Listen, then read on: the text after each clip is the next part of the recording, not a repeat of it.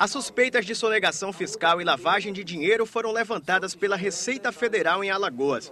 O delegado conta como o esquema que desviou quase 100 milhões de reais em 5 anos foi descoberto. As fraudes começavam nas informações da declaração do imposto retido na fonte, a DIRF. O que chamou a atenção da Receita Federal foi a diferença entre os valores informados, como pagos a servidores, e aqueles valores empenhados pelo órgão. Essa diferença que monta em aproximadamente 20 milhões por ano. Está sendo apurado ainda quem são esses beneficiários desses pagamentos. O Tribunal de Contas fazia pagamentos em cheque a servidores e a empresas por prestação de serviço, o que, segundo a Receita Federal, deveria ser feito de forma eletrônica, por transferência bancária, por exemplo. Os cheques eram descontados na boca do caixa sem que houvesse o recolhimento do imposto de renda.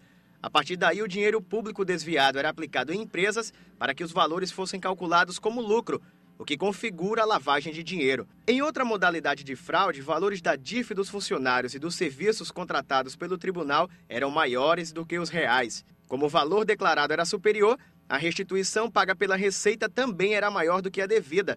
Essa prática foi responsável por um desvio de mais ou menos 50 mil reais. Essa fraude, ela atinge tanto a Fazenda Nacional e o orçamento da União Federal, que deixa de contar com esses recursos para, inclusive, redistribuição aos estados, a ser empregado em educação e saúde, como também a Fazenda Estadual, que eventualmente deixou de ter serviços efetivamente prestados naqueles casos em que o recurso foi desviado, não foi pago a um real prestador de serviço. O Tribunal de Contas deve fiscalizar as contas públicas do Estado e dos municípios, mas muita gente não sabe por que ele existe, e muito menos que não há um órgão responsável para fiscalizá-lo. Ou nós constituímos uma instituição de carreira de Estado com servidores concursados para fiscalizar, ou então criaremos um CNJ dos Tribunais de Contas, ou seja, um controle externo para fiscalizar os Tribunais de Contas, porque é o único órgão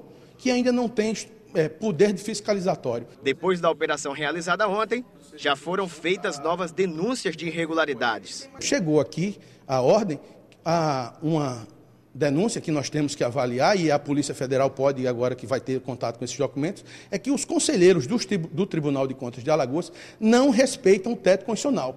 Todos ganham acima do teto, ganham a mais de 30 mil reais.